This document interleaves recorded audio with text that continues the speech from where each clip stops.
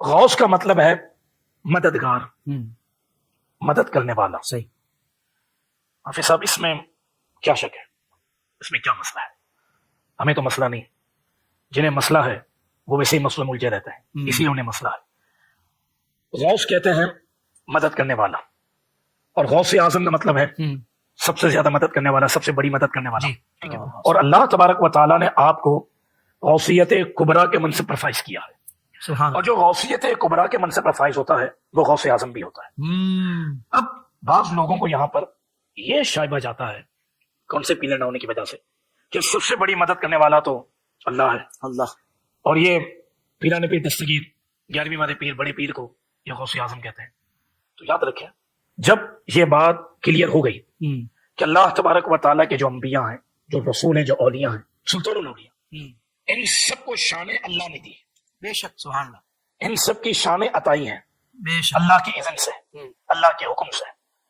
اور اللہ تبارک و تعالیٰ کا جو ہے وہ سب ذاتی ہے، بے شک. سبحان اس کا حقیقی ہے. اس نے سب کو دیا، اسے کسی نے نہیں دیا. غوث اعظم کا مطلب سب سے بڑی مدد کرنے والا. تو یہ جو ہم کہتے ہیں یا امت میں بڑے بڑے اولیاء نے کہا، وہ اس لیے کہا کہ آپ اولیاء میں سب سے زیادہ جلدی اور سب سے بڑی مدد کرنے والے ہیں. سبحان اللہ. یہ مطلب ہے. سبحان اللہ. اولیاء کے درمیان سب سے بڑا درجہ. آپ دور کہاں جاتے ہیں؟ بانی پاکستان محمد علی جناح کو قائد اعظم کہتا ہے. تو قائد اعظم کون ہے پھر؟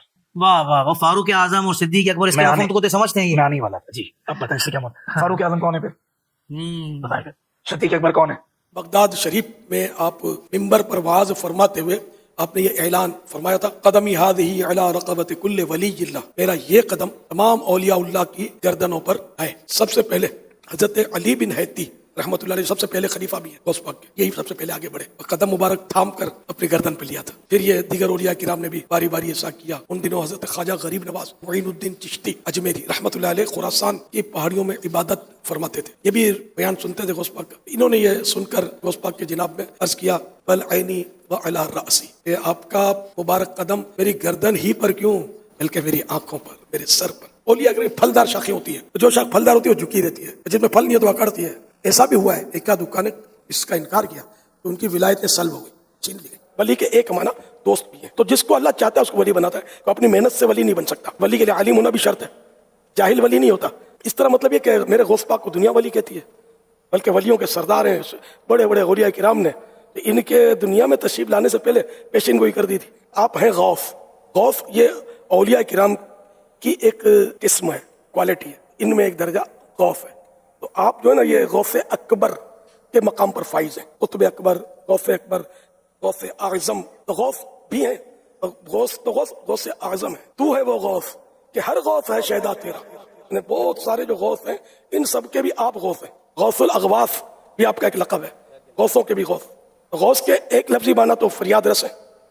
بہرحال ولیوں کی یہ اعلیٰ قسم ہے. اچھا، آپ اکثر جو ہے نبی صلی اللہ علیہ وسلم کے نام کے ساتھ امام اعظم بولتے ہیں صلی اللہ علیہ وآلہ وسلم، جبکہ بریلوی اور دیوبندی جو ہے امام ابو حنیفہ رحمہ اللہ کے ساتھ امام اعظم بولتے ہیں. تو آپ نبی صلی اللہ علیہ وسلم کے لیے قائد اعظم کا لفظ استعمال کیوں نہیں کرتے؟ قائد اعظم کا لفظ بھی استعمال کر سکتے ہیں، ہمیں کوئی اعتراض نہیں ہے، لیکن امام جو ہے نا یہ بیسیکلی ایک ریلیجس ٹرم ہے. کبھی امام حسین علیہ السلام کو کسی نے قائد حسین علیہ السلام نہیں کہا، کیونکہ قائد تو ہماری انڈیا پاکستان بنگلہ دیش کی ٹرمنالوجیز ہے نا، قائد کہتے ہیں لیڈر کو.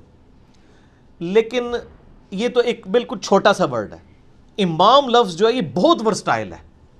یہ قائد کے لفظ کو بھی کور کرتا ہے، مرشد کے لفظ کو بھی کور کرتا ہے، پیشوا کے لفظ کو بھی کور کرتا ہے، ہادی اور رہنما کے لفظ کو بھی کور کرتا ہے. یہ سارے کے سارے معنی اگر کسی عربی کے لفظ میں کور ہوتے ہیں وہ امام ہے. ٹھیک ہو گیا؟ ایکسپرٹ کسی فیلڈ کا اس کو بھی امام کہا جاتا ہے. جیسے امام بخاری کو ہم حدیث کی فیلڈ کا امام کہتے ہیں. امام حسین علیہ السلام کو ہم حق کے لیے چاہے جماعت تھوڑی ہو باطل کے خلاف ٹکرانے میں امام سمجھتے ہیں امام حسین علیہ السلام کو. تو ہم امام اعظم نبی صلی اللہ علیہ وآلہ وسلم کو اس لیے کہتے ہیں کہ سب سے بڑے امام وہ ہیں. اعظم ایک سپرلیٹو ڈگری ہے جو صرف نبی صلی اللہ علیہ وآلہ وسلم کے لیے یوز ہونی چاہیے اور کسی کے لیے نہیں. اعظم کہہ دیا نا آپ نے، سب سے بڑھ کر. اچھا اس کی وہ دلیل میں کہیں گے جی وہ حضرت ابوبکر کو بھی صدیق اکبر کہتے ہیں، حالانکہ سب سے بڑے تو صدیق نبی علیہ السلام ہے. سر یہ صدیق اکبر آپ کے علماء کہتے ہیں، حدیثوں میں صدیق اکبر نہیں آیا، صدیق کا لفظ آیا. حضرت عثمان کے لیے، اچھا عثمان کے لیے نہیں آیا غنی اکبر، وہاں کہتے ہیں عثمان غنی، وہاں ان کا چور پکڑا جاتا ہے. ادھر کیوں نہیں سال لگایا ہوا عثمان غنی کبیر، جس طرح فاروق اعظم لگایا ہے. فاروق اعظم تو آپ نے لگا لیا ہے، وہ تو فاروق لقب ہے صرف.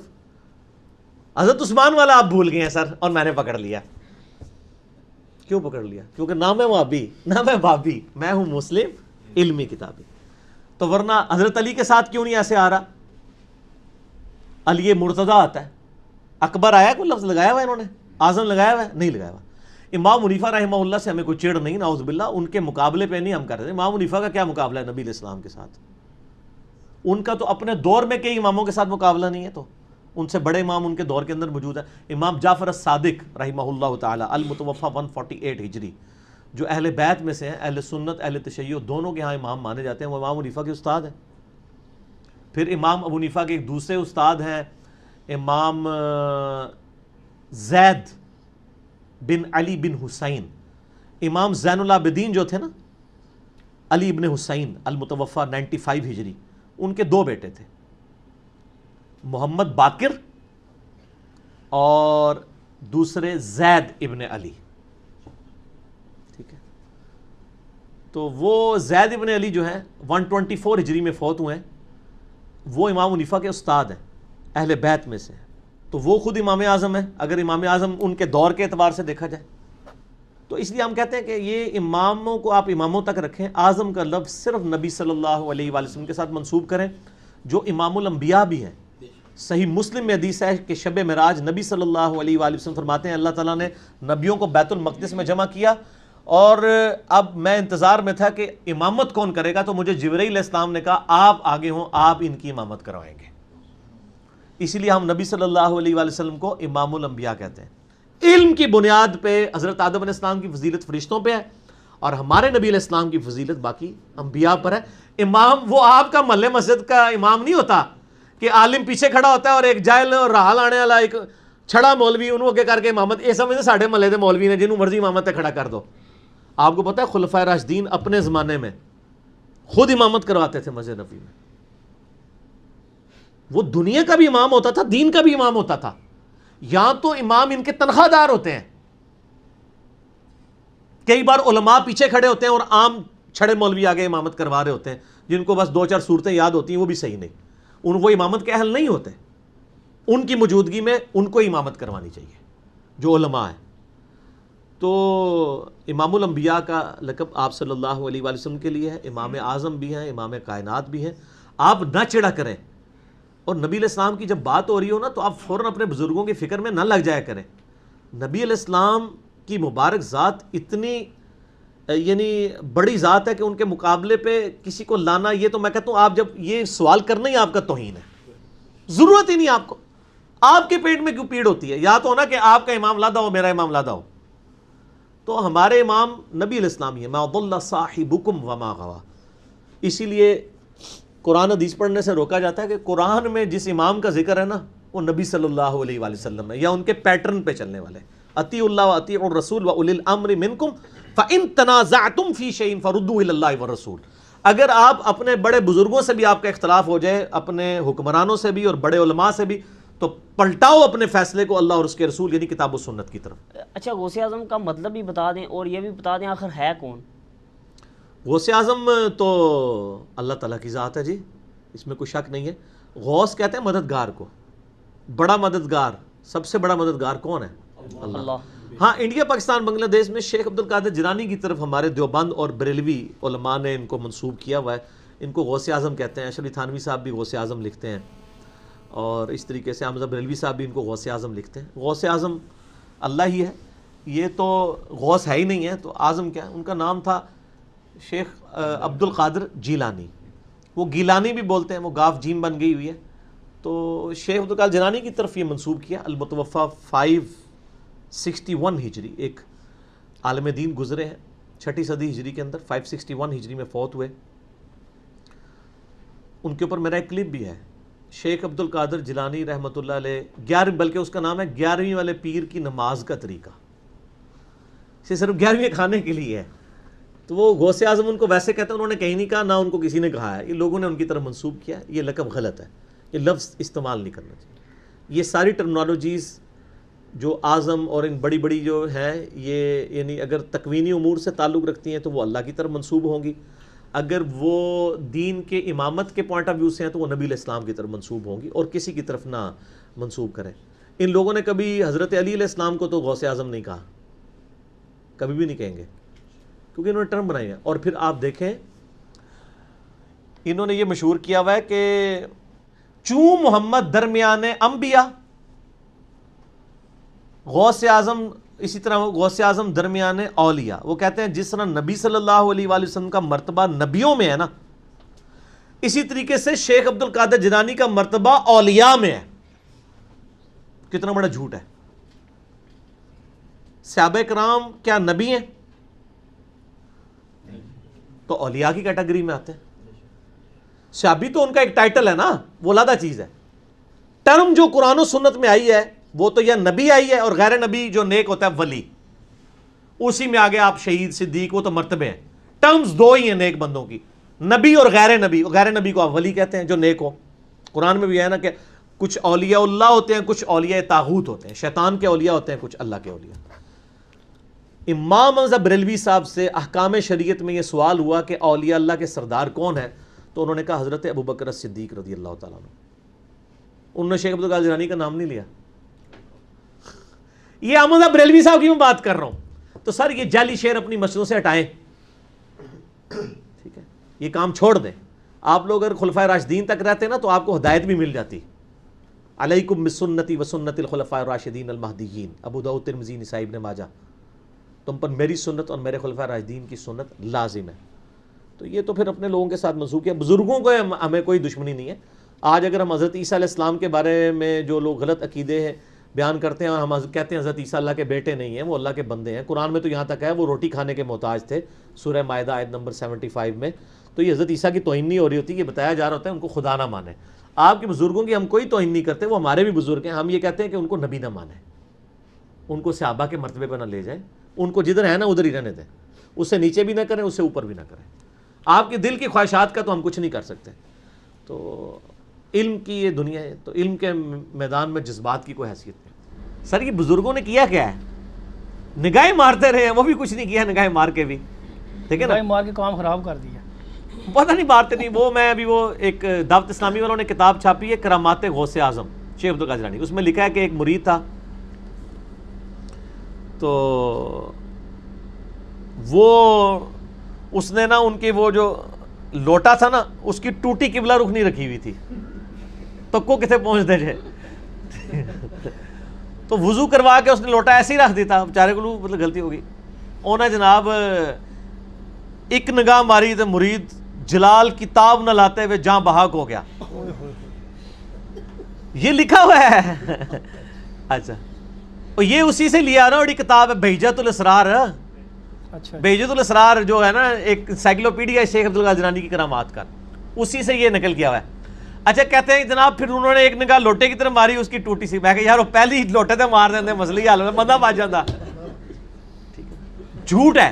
یعنی یہ ہم مذاق شیخ عبد القادر جیلانی کا نہیں اڑا رہے، ان کی طرف جھوٹ منسوب بالکل. اسی طرح ان کی طرف انہوں نے جھوٹ منسوب کیا کہ انہوں نے کہا ہے میں مشرق میں ہوں. یہ بہجت الاسرار میں لکھا ہے میں مشرق میں ہوں اور میرا مرید مغرب میں ہو، اس کا ستر کھل جائے تو میں اس کا ستر ڈھانپ دوں گا. تو میں نے اس پہ ان کو کہا تھا کہ یار اگر آپ اتنے کانفیڈنٹ ہیں، ٹھیک ہے جی،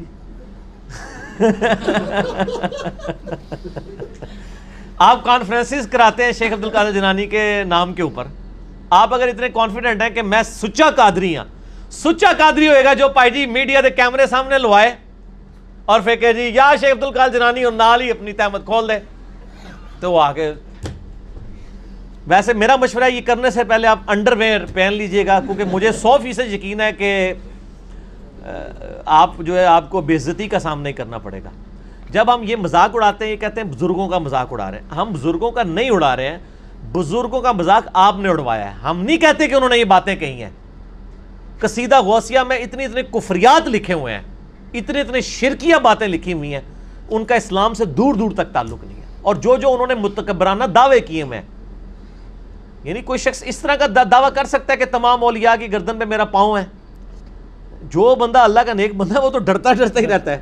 وہ یہ تو حضرت ابوبکر صدیق نے دعویٰ نہیں کیا کہ تمام صحابہ کی گردن پہ میرا پاؤں ہے. ٹھیک ہو گیا نا. اس طرح کے یہ سارے دعوے جھوٹے ان کی طرف منسوب ہیں. انہوں نے یہ باتیں نہیں کی. شیخ عبد القادر جیلانی کی جو صحیح بات ہے وہ مجھے پتہ ہے، میں آپ کو بتا دیتا ہوں. ان کو کسی نے بتایا کہ جی عید کا چاند نظر آ گیا. انہوں نے کہا کہ عبد القادر کی عید کا دن تو وہ ہوگا جس دن وہ اپنا ایمان بچا کے قبر میں اتر جائے.